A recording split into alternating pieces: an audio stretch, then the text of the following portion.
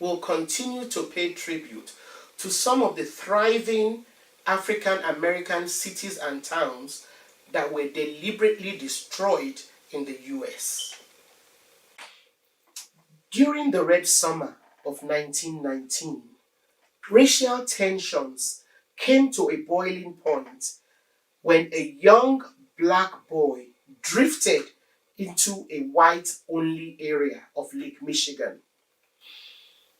How did such an innocent act lead to days of bloodshed and eventually to more formal separation between blacks and whites?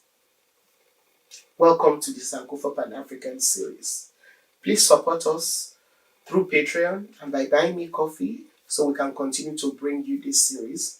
Subscribe if you've not yet done so, and please turn on your notification button so you know when we have new episodes. Of course, share our videos with your contacts.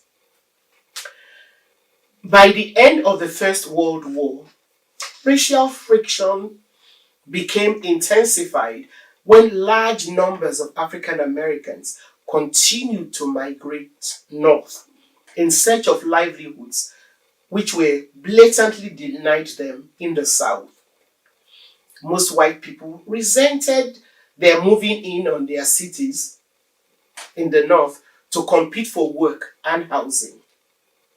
Between 1910 and 1920, the black population of the city of Chicago, for instance, increased from 44,000 to more than 100,000.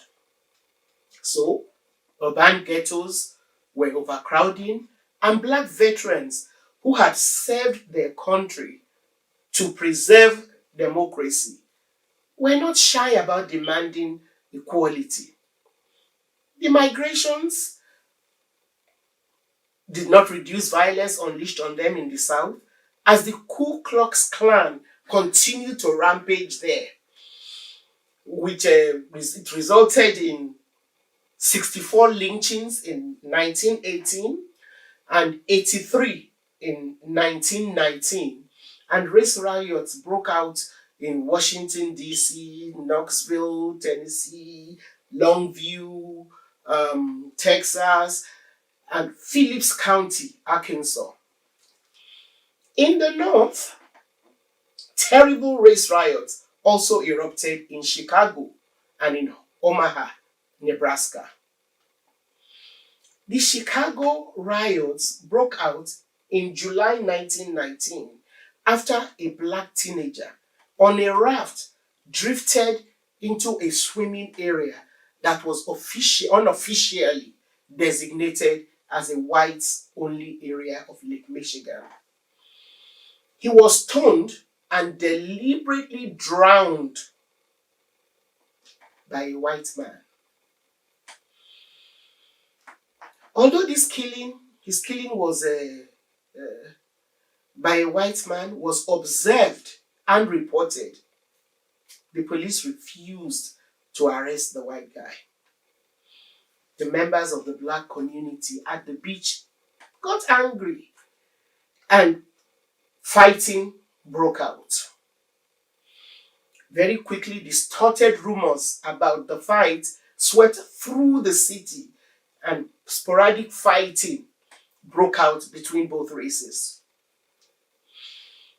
The fight at the beach was simply like a match which ignited the already racially charged city, and racial violence which then lasted 13 days.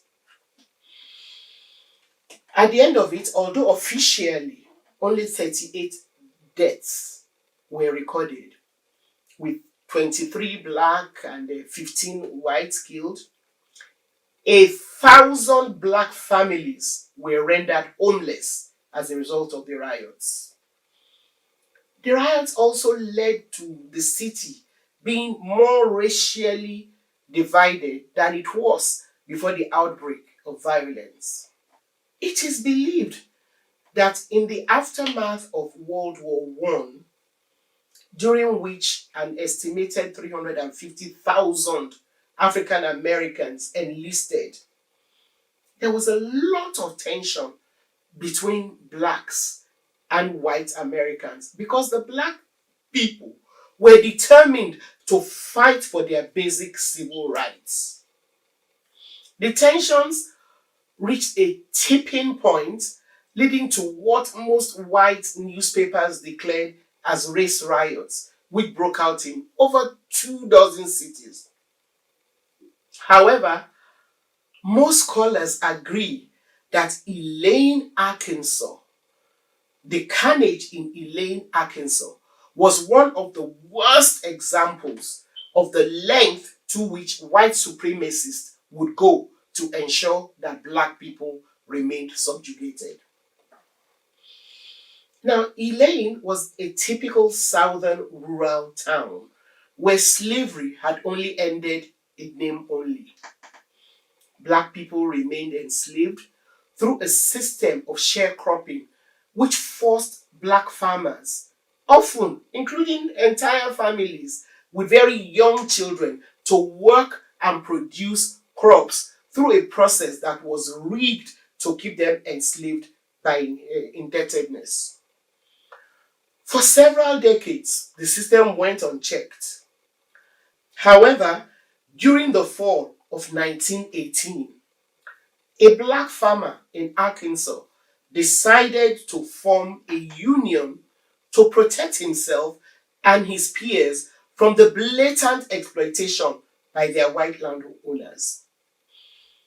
On the 9th of September 30th, 1919, some of the sharecroppers who had signed on to the union gathered in Phillips County in Arkansas to plan. Of course, they knew it was dangerous for them to congregate and plan for their basic rights. So, they had about 6 of them stand guard with rifles and shotguns in front of the door of the place where they were meeting. While the men were inside the meeting, a car filled with white guys arrived at the venue where the meeting was being held. Shots were exchanged between the men in the car and the men who had been placed as on sentry duty by the union members. And a white man was killed as a result of the exchange. The other white people who escaped quickly spread the rumor that the black sharecroppers had started an uprising and that they were out for white blood. The white community then gathered themselves, and before you knew it, the black people were under attack. The sharecroppers, looking to protect themselves, quickly formed self-defense groups.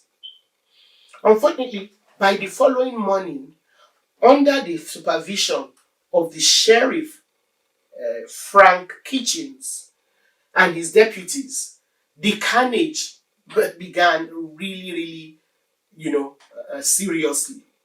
Black people were shot indiscriminately, including women and children. Their houses were burnt.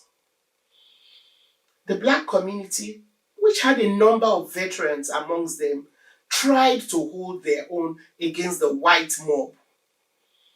The mobs were not just killing and burning, but they were also looting their shops and taking black body parts, ears, fingers, as souvenirs. The mobs deliberately sought out prosperous black families to annihilate them. Within two days, 500 US troops were sent to quell the so-called black uprising.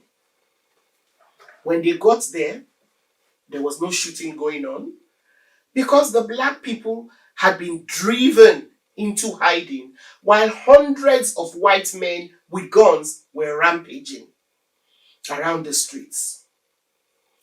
One of the most tragic parts of this carnage was that many of the black men who were former soldiers had hidden in bushes for safety. But on sighting the federal troops, they believed that they were there to stop the violence. So they came out. But they were met by a barrage of shots from the machine guns of the federal troops.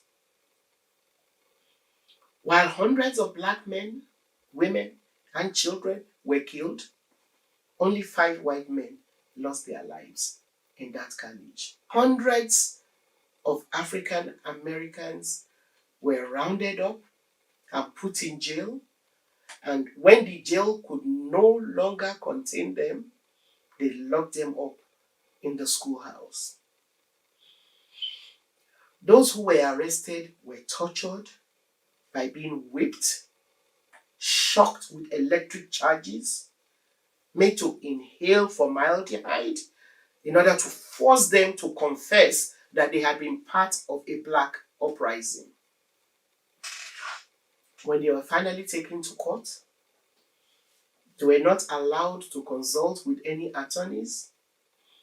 Many of them were indicted, and an all-white jury quickly convicted them to the cheers of the mobs that gathered outside the courthouse. 12 of them were sentenced to die. But fortunately, the NAACP was able to step in, and the case went to the Supreme Court, which exonerated them, and they were released in 1925. Now, although some survived this bloodshed, this was another black community that was devastated, thoroughly devastated.